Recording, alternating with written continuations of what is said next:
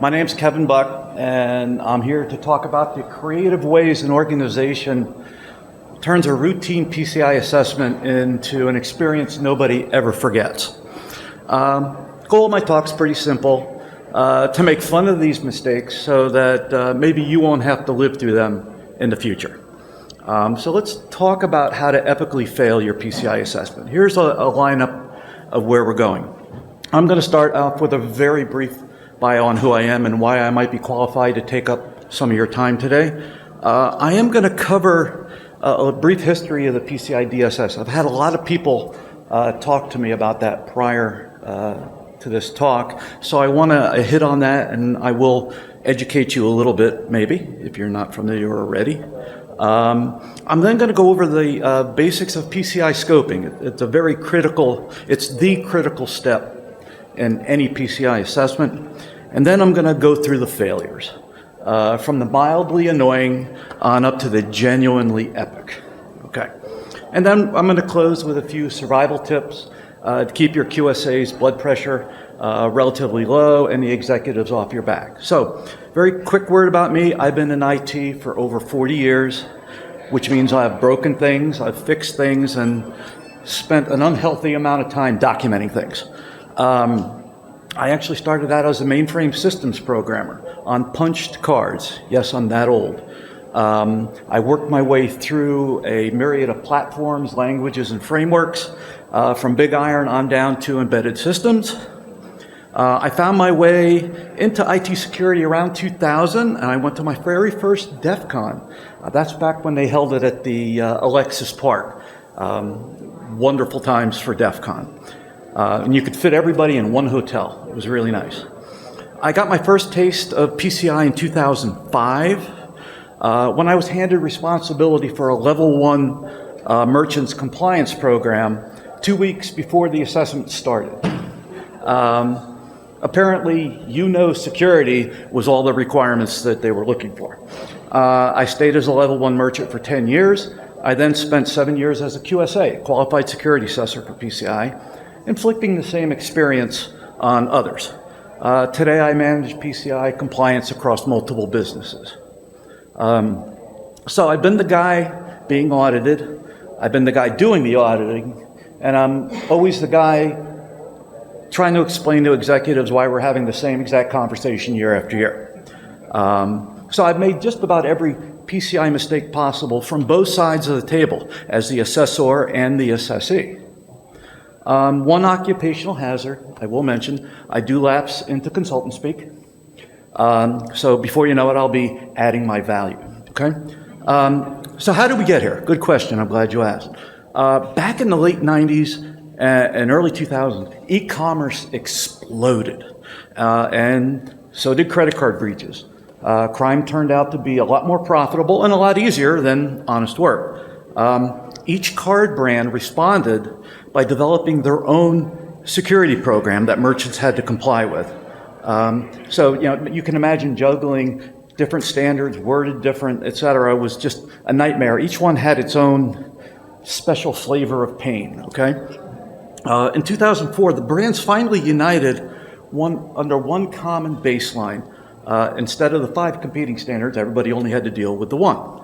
We're currently on PCI DSS version 4.0. It has 12 high-level requirements, has 240 detailed sub-requirements, and 460 testing procedures for the full report on compliance. On the bright side, everybody now gets to suffer under the same standard. Quick terms I'll use today. Cardholder data is the primary account number, or PAN. Normally in conjunction with an expiration date and a name. Sensitive authentication data, or SAD, consists of the full mag stripe. It can be your chip data, your card verification code, or PIN. Those are all your secure authentication data components. The report on compliance, or ROC, as we refer to it, is the report that the QSA produces for a level 1 merchant. And an executive of the assessed company then has to sign it and own everything in it. The cardholder data environment is anything that stores, processes, or transmits cardholder data. But then you also have to include things that are connected to that cardholder data environment that can impact its security. And then we have the self-assessment questionnaire, or SAQ. It's for smaller merchants, mostly completed internally with varying degrees of confidence. There are 9 SAQ form types, depending on what type of technology you use for your payment channel. The acquirer is the bank that processes your card payments as a merchant. It talks to the banks that issued the card, gets the approval, moves the money around, etc. I also refer to acquirers as the God on earth in the eco payment system of that. What they say goes, no matter what. So let's talk about the baseline itself, the 12 requirements. I'm not going to read all 12, but you need to think of them as being in groups. The first few are about building and maintaining secure networks and systems, as well as protecting stored data. The middle ones are more about access, the need to know, authentication, and physical access. And then we have logging, monitoring, regular testing, all backed up then by organizational policy. Here's the thing to remember. These 12 are the PCI table stakes. Every single failure I mentioned today, you can tie back to a failure to properly implement one of these controls. Now, not every merchant gets the same level of scrutiny. It scales with how many transactions you process. If that amount is north of 6 million transactions a year, it's going to be a level 1 assessment utilizing a Qualified Security Assessor, QSA, and you get the full QSA experience, the on-site visit, the interviews, and a signed report on compliance. As you move down to the level 2, 3, and 4, it's self-assessment territory with progressively lighter validation, meaning less controls. I just want to show you the life cycle of a payment very quickly because it'll tie to a lot that I talked to. First is the capture phase. This is where a card gets presented online or in person, and the data is captured via a swipe, dip, tap, or manual entry. That request is then routed to your acquirer, maybe through a payment gateway. Via the card networks, it makes its way to the card issuer, who approves or denies the transaction, and that response gets sent back through the chain. That is the authorization step. At the end of each day, the acquirer reconciles all those payments with all the issuers. That's referred to as the clearing step. 1 to 3 days later, the funds, minus any fees, finally lands in the merchant's bank account. That is the settlement phase.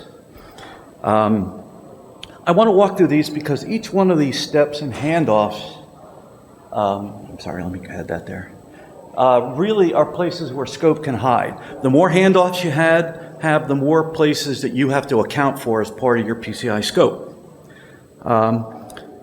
Scoping, that's where assessments quietly get a lot more expensive. The art of finding what's in scope and the much pricier art of finding what you missed. There are really 4 moves in PCI scoping. First, find everything that processes, transmits, or stores cardholder data. That's your cardholder data environment, your core CDE. Then map everything that's connected to that cardholder data environment. Maybe you have authentication servers, patching servers, whatever, okay?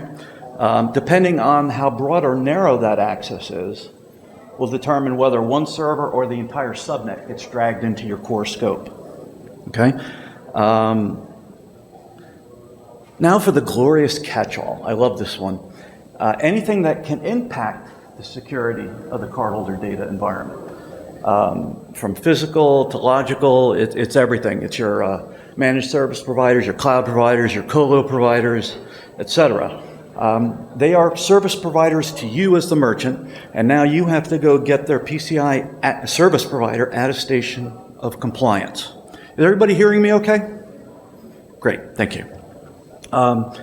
Now, you can either get that AOC, attestation of compliance, or you can invite that service provider to be part of your PCI assessment, the interviews, evidence gathering, etc. Service providers hate that. Service providers also have some additional controls that are only applicable to them. So finally, when you rescope, you have to, after any significant change, you have to go out and validate that the boundaries of your scoping environment haven't changed and that all the applicable controls are in place and effective. So what happens when you can't file a compliant, clean report on compliance? Another good question, thank you. The cost escalates, and it escalates fast. A low-risk issue will earn you a stern talking to by your acquirer with a deadline to get it done. It's like being grounded by someone that controls your ability to accept credit cards. If you take too long, the brands can start levying fines anywhere from $5,000 to $100,000 a month. Fines are imposed by the brands, but they're collected by the acquirer, and they take it right off of your settlement amount. It's not like you have to write them a check. You keep dragging your feet, and your processor could suspend or terminate your merchant account entirely, which tends to get management's attention very quickly. The brands can also raise your interchange fees, essentially the transaction cost for a merchant, cost per transaction. So, what if all that ends in a breach? Well, that's where it gets really exciting. The cost for forensics, customer notifications, card replacement, legal fees, the expensive kind of exciting. The whole thing is this. Fixing PCI issues before a breach is dramatically cheaper than explaining, after the fact why you didn't do what you were supposed to. So let's talk about the most common ways to fail your PCI assessment. We'll start with the merely annoying and work our way up to the ones where, executive status meetings that kind of turn into a hostage negotiation. So, failure number one, missing and unknown security policies. Policies that don't exist, or exist but nobody has ever read, will grind an assessment down to a crawl. Each of the first, within each of the 12 high-level requirements, the very first requirement is that all of the requirements have to be documented, current, in use, and known to everybody that they impact. There is a second requirement that coupled with that all the roles and responsibilities for all the procedures are documented, assigned, and so on. Typically, this shows up as a RACI or RASCI matrix. A good example of unknown documentation by a merchant occurred a few months after I had wrapped the assessment of a grocery store chain. I got a call from the director of IT, and he called me in a panic, and he said, I think we just had a security breach. What should we do? So I went ahead and asked him if he remembered that incident response plan that nobody had, and I had to practically drag across the finish line of the assessment. I added like a month late easily. And his response, of course, was pretty much crickets. I said, you remember the one that delayed your whole assessment and nobody wanted to write it, review it, approve it, train on it, or have anything to do with it. And yet again, more crickets. And I said, the document that everybody said was compliance busy work and would never be needed? Yeah, again, more crickets. I said, great, go find that plan, dust it off, and do exactly what it says. You do not want to be making things up when the bullets are flying, okay?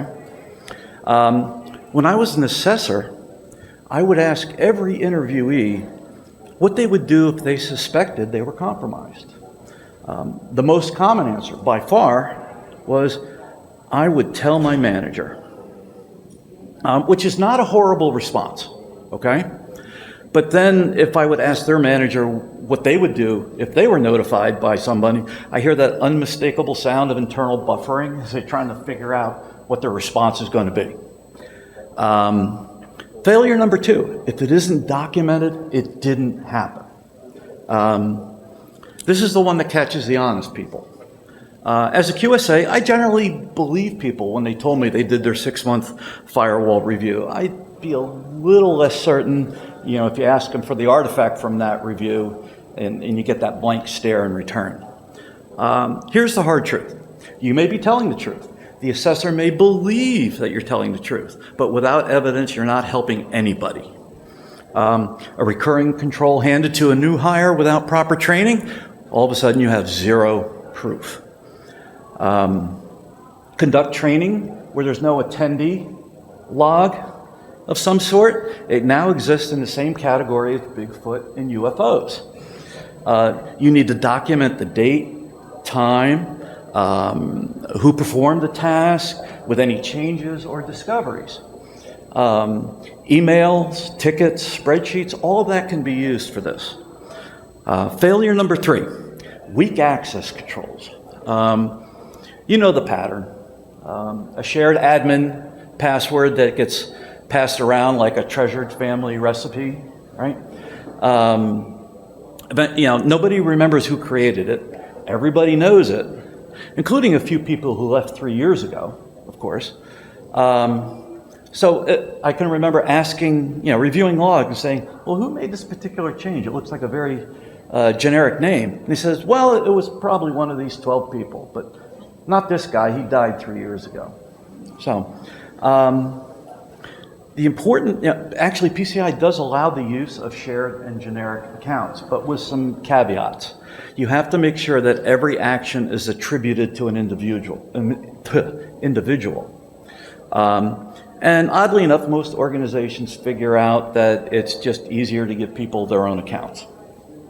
Failure number 4, a lack of hardening. No snickering from my friends here.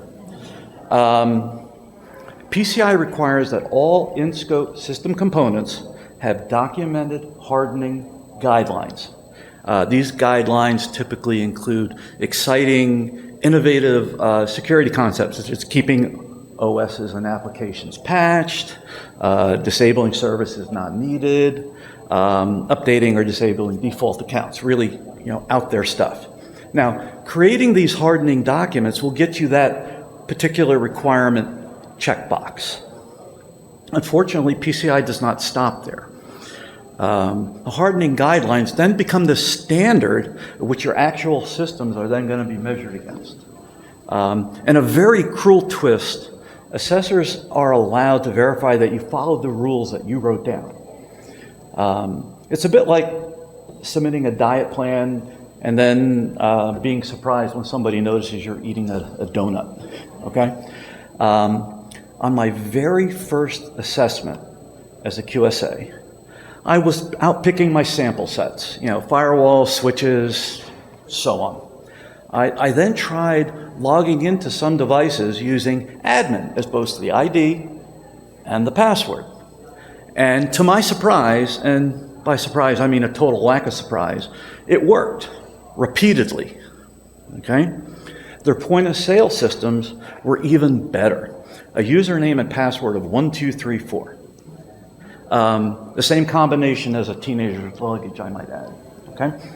The best part is that organizations will spend weeks debating firewall architectures, encryption standards, segmentation strategies, while simultaneously protecting their most critical systems with credentials that could be guessed by a house pet walking across your keyboard. Failure number 5, poor logging or weak to non-existent logging. Let me get there. There we go. I'll get there eventually. There are 4 lovely flavors of this one. First, disabled logging. If ignorance is bliss, this is the one for you. You'll never have to suffer seeing all those pesky indicators of compromise. Second, you log the wrong things. It's kind of like having cameras pointed at the parking lot while the vault's being emptied. You're logging something, it's just not useful. Third, logs that aren't retained. Attackers don't schedule themselves around your 7-day log retention window, and the most important evidence, quietly disappeared last week. And fourth, nobody reviews the alerts, and the SIM is just treated like a shared spam mailbox. Now, if you made it this far and you haven't failed, don't worry, plenty of ways to still screw up and keep your QSA entertained for hours. Failure number 6, a proper lack of encryption. Now, there are plenty of ways to mishandle cardholder data, but nothing builds customer confidence like transmitting payment data or administrative credentials over security protocols that should have been retired 2 presidential administrations ago, okay? Version 4 of the DSS, Data Security Standard, wants an inventory of your algorithms, their bit strength, and where they're used. The idea is simple. When an encryption protocol becomes obsolete, gets deprecated, you know where to go make your upgrades. Of course, another approach is you can wait until you're in the middle of an assessment to find out you're using early TLS. This method has the additional benefit of creating panic, emergency change requests, and uncomfortable meetings with management. Now, throughout my years of assessing, I'd ask clients why they stored data, and their response is, that's why we've always done it. That phrase of that, we've always done it, has prevented progress for generations and works quite well right up to the point it doesn't. Another common response is we need to know the card brand, Visa, MasterCard, that sort of thing.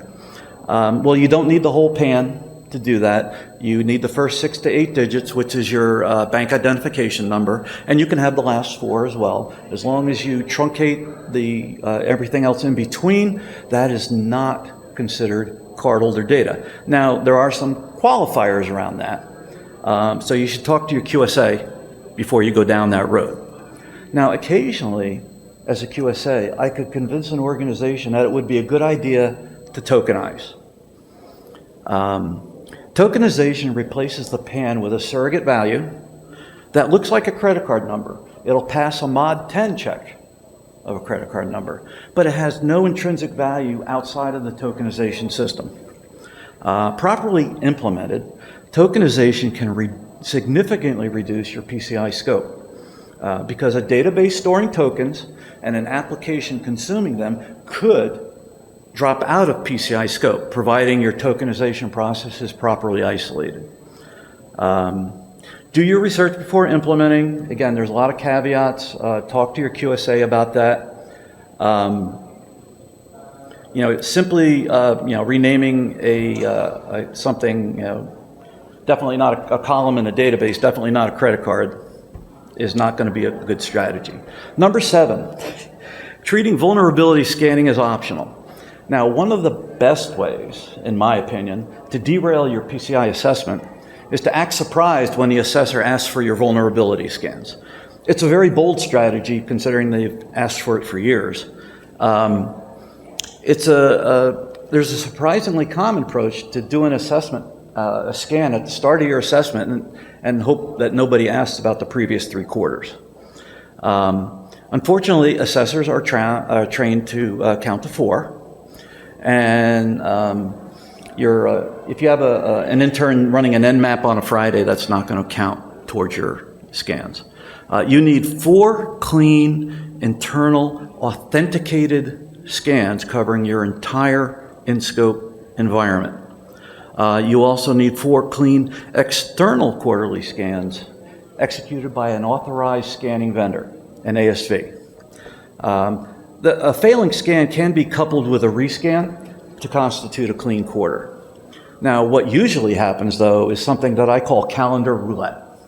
Where Q1's rescan drifts into Q2, Q3, and somehow 15 months worth of scanning evidence only produces 3 quarters worth of evidence. This is where QSAs develop what I call professional indigestion.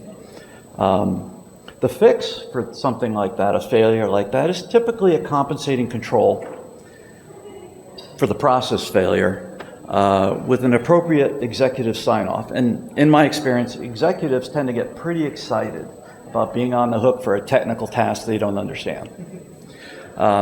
Failure number 8, treating patching as a seasonal activity. PCI requires that All in-scope systems have critical security patches applied within 30 days of release, with lesser findings addressed according to the SLA established by your risk ranking process.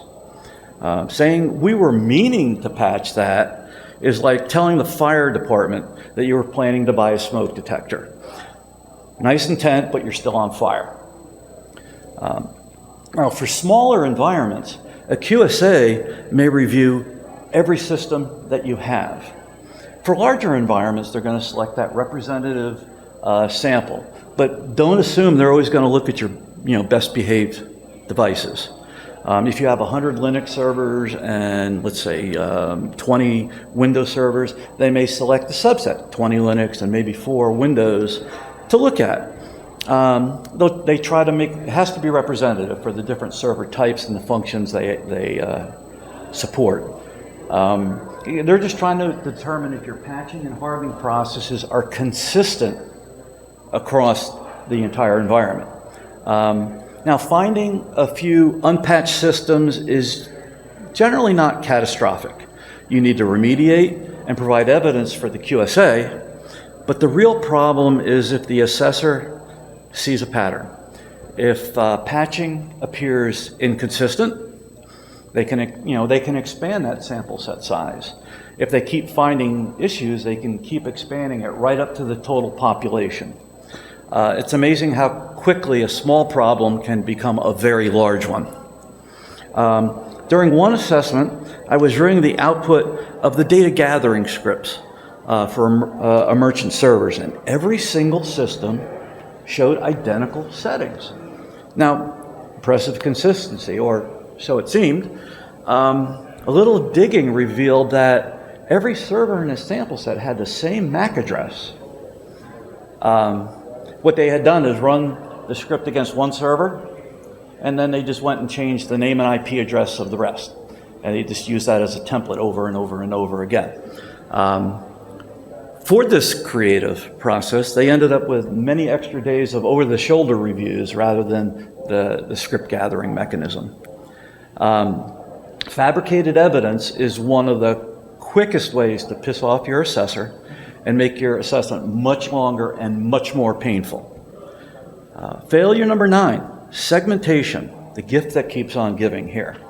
Network segmentation is not required by PCI, but it's one of the most effective ways to reduce your PCI scope. Done properly, it shrinks the number of systems, networks, devices, and everything that must comply with the PCI requirements, saving both time and money during the assessments.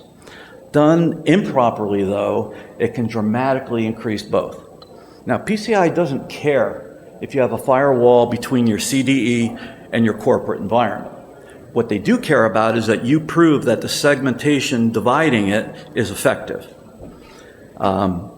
That's why there isn't a requirement for annual segmentation testing in the PCI DSS to validate that out-of-scope systems truly cannot access the CDE. Now, the painful part comes when an organization discovers that its carefully designed segmentation isn't nearly as restrictive as they thought. At that point, you have two options. You can shore up that segmentation and retest, or just accept that that other network is now within your PCI scope. And that happens to be your corporate network. Congratulations, you just earned a much larger assessment. I once spent an entire afternoon during an assessment reviewing a firewall rule set printout. It was meticulously documented with business justifications and tightly defined rules. It really looked great. And I reached the bottom and there was no deny all rule at the end. Well, maybe the device's behavior defaults to deny all. So I went out, looked up the manual online. Sure enough, it defaulted.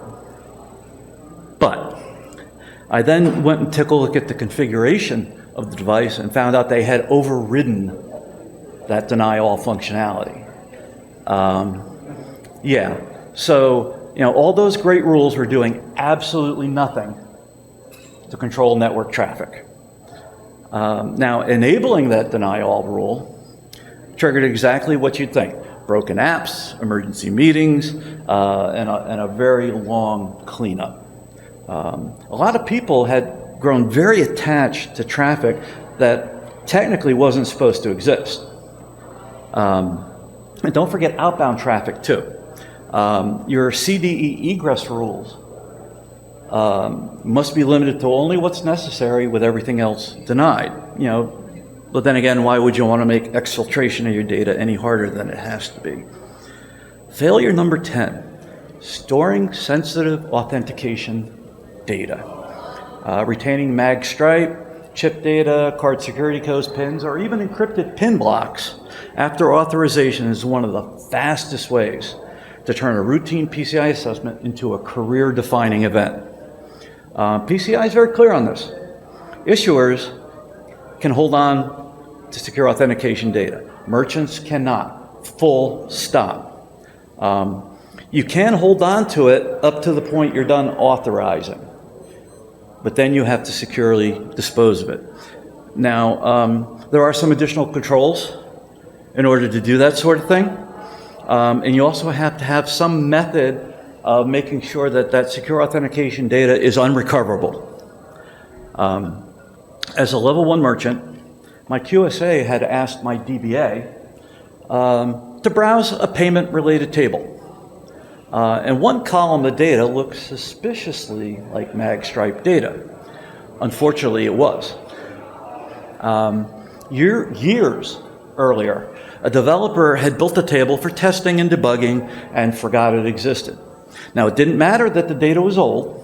It didn't matter that there was only a few hundred records.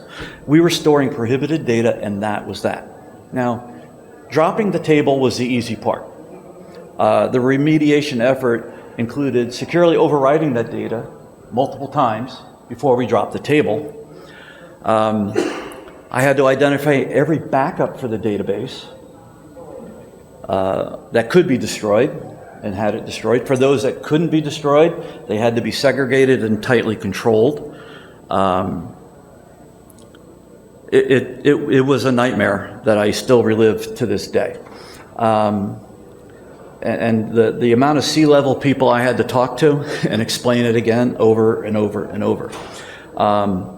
We'd ended up with a delayed report on compliance, all those uncomfortable discussions with the acquirer, the purchase of a very expensive DLP solution, and monthly calls with the acquirer where we were gently, and by gently I mean harshly, reminded that storing prohibited data was not a good idea. Now, I want to show you how all of this can compound.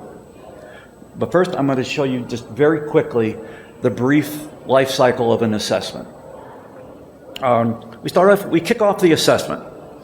The QSA is going to establish a communication plan, request enough core evidence, network diagrams, cardholder data flows, inventories, etc., in order to properly plan the assessment, the needed interviews, the evidence types that's needed, etc.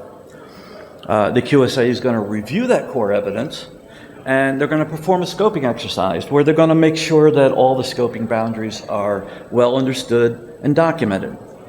They're then going to want to plan, schedule the on-site dates. Being a level 1 is, unless it's 100% in the cloud, requires an on-site visit. We then would go ahead and conduct the on-site visits and do the interviews. The QSA is going to make sure that the merchant always knows whatever outstanding evidence there is, and they can add additional requests as the interviews, for particular artifacts. And then the QSA drafts the report, has it internally reviewed by their QA process, and then they provide it to the merchant for review. Okay, the QSA can perform final tweaks, any trailing evidence, can get that all applied. So once the report is finalized, the QSA and the executive of the merchant company being assessed prick their finger and sign in blood. Okay, and then the merchant can then go ahead and provide that attestation to their acquirer. Sometimes they want the full report. Then you get to do it all again the next year.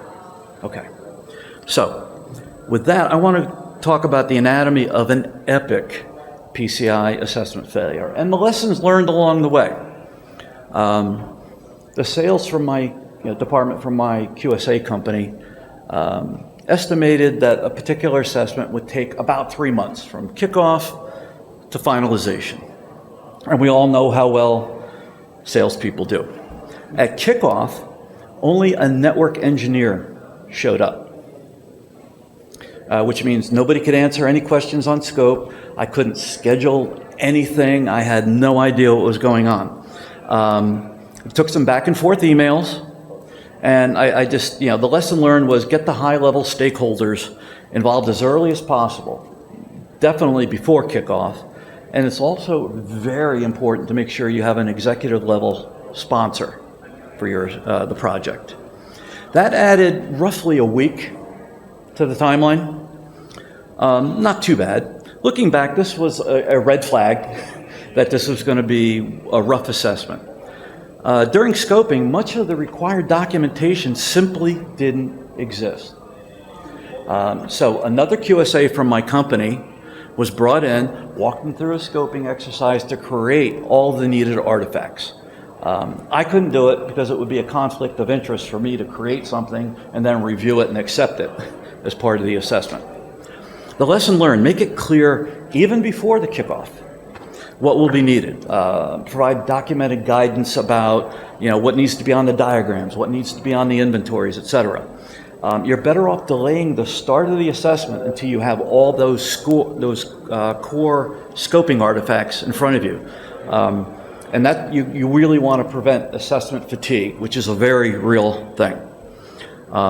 So that added about 3.5 weeks, plus the additional consulting costs for the scoping session. With the scoping step complete, I solicited some potential dates for the onsite, and they picked the dates. Well, twice they changed those dates, which caused me to change my travel. The lesson learned here was really to discuss onsite timing well in advance. Now, the travel costs and any changes are really, that the merchant creates, they have to pay for. So I can't complain about that, too awful much. But we had we moved our project out another 3 weeks, and we had the travel change fees. There was enough accumulated delay at this point that I advised the merchant they really should advise their acquirer that they may be late with the delivery of their report. Something they definitely did not want to do. They didn't want to notify them at all, but I was pretty insistent. Even then, they only wanted to request a 1-month extension. I said, make it 3 months, deliver it early.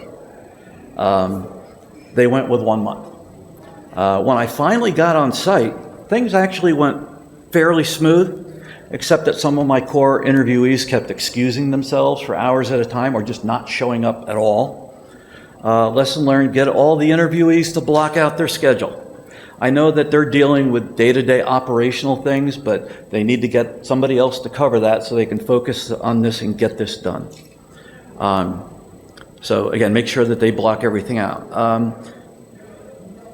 So again, because of all the people not showing up, I made a call to say that we either need to extend the number of days that I'm on site, or I'm going to have to come back again in order to do all the interviews that I needed to do. I ended up doing a return trip with the additional travel days. That added roughly another week, as well as the travel cost. Now, part of the return trip was due to the late mention of an undocumented card not present channel that nobody had mentioned anything about. I was interviewing a software engineer on the last day of the on-site, and he mentioned something that I didn't remember seeing any diagrams about, nobody talking about, nothing. Some follow-up questions revealed that there was a significant, it was big, card not present channel that was not declared, wasn't properly documented. Lesson here was simple. Merchants really need to be aware of all their payment channels. Now, the scope for that payment channel had to be reviewed. All the artifacts had to be produced. I then had to review it. I had to interview people about it. It was a lot. Now, they did have vulnerability scans for that environment, and they even had an external pen test, but they didn't have an internal pen test. Overall, this added a 4-week delay to the effort, and they paid a premium to get a pen test done very quickly. My manager then declared that the scope was significantly different from what was estimated, so there needed to be an update now to the assessment statement of work and its cost. Now, I don't remember what the uptick in cost was, but I remember the merchant's project coordinator wincing very hard when they learned about it. So now we get to the review draft report phase. The upfront communication plan was very clear that I was only to deal with my primary contact and nobody else for everything that happened.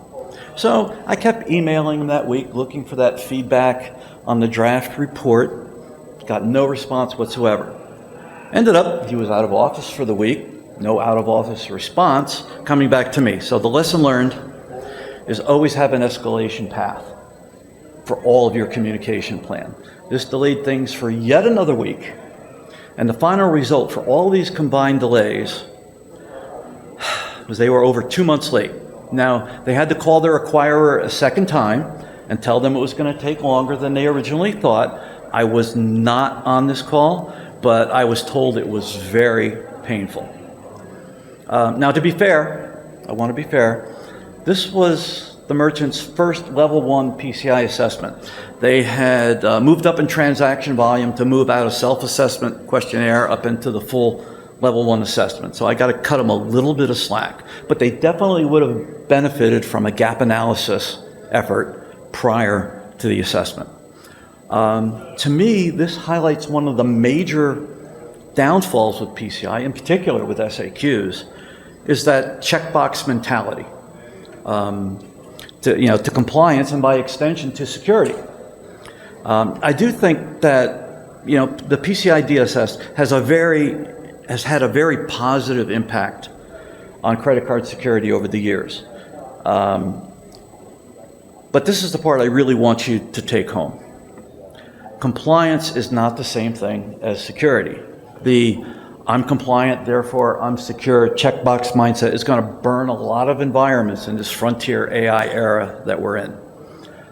Treating compliance as security is like passing your driving test and assume you're never going to crash. Okay? Traditional GRC utilizes periodic reviews and gathers point-in-time evidence, but modern enterprises don't operate like that anymore. The cloud shifts by the hour, identities come and go in real time, and CI/CD moves faster than any human can review.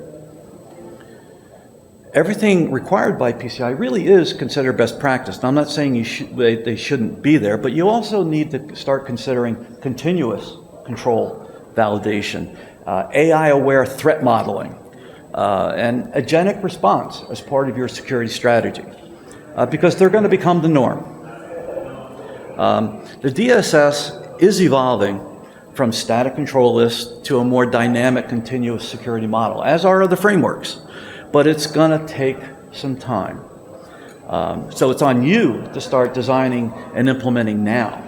Now, before you go, here's your PCI assessment survival guide, hopefully to make your PCI life just a little bit easier. First and foremost, fully outsource and have nothing to do with the payment channel. That would be number one with a bullet.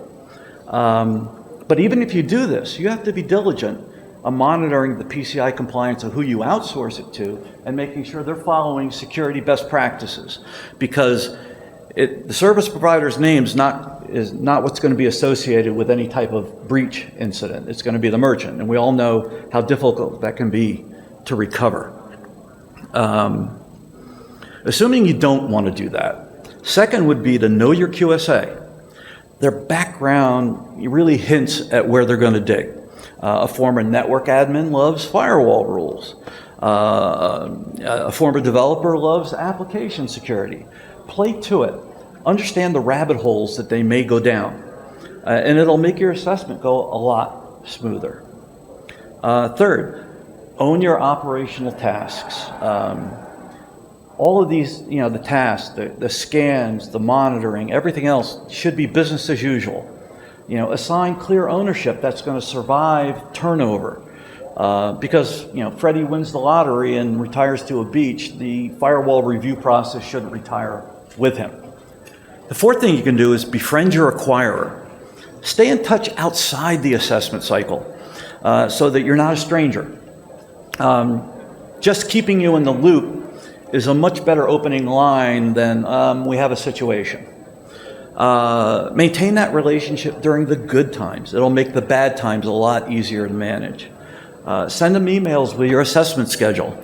Don't wait until the horse is out of the barn and in the next county before you let them know that there may be an issue with the on-time delivery of your compliance report. Fifth, remember that PCI cannot be your entire security program. Attackers don't care what's in scope. A secure island in a sea of bad decisions is still surrounded by bad decisions. Now, the number one thing I can recommend to keep your recurring tasks on track, assessments moving, and maintaining your security posture in general would be to get yourself a really good project manager. Security compliance projects are the perfect job for a good PM. After all, PCI and other compliance efforts aren't really security projects. They're giant exercises in herding cats and collecting evidence and chasing people who forget their action items, and somebody keeps uploading the draft, and trying to get that final one up there, etc. The technical people are busy doing technical things, while the compliance effort can just slowly die under unanswered emails.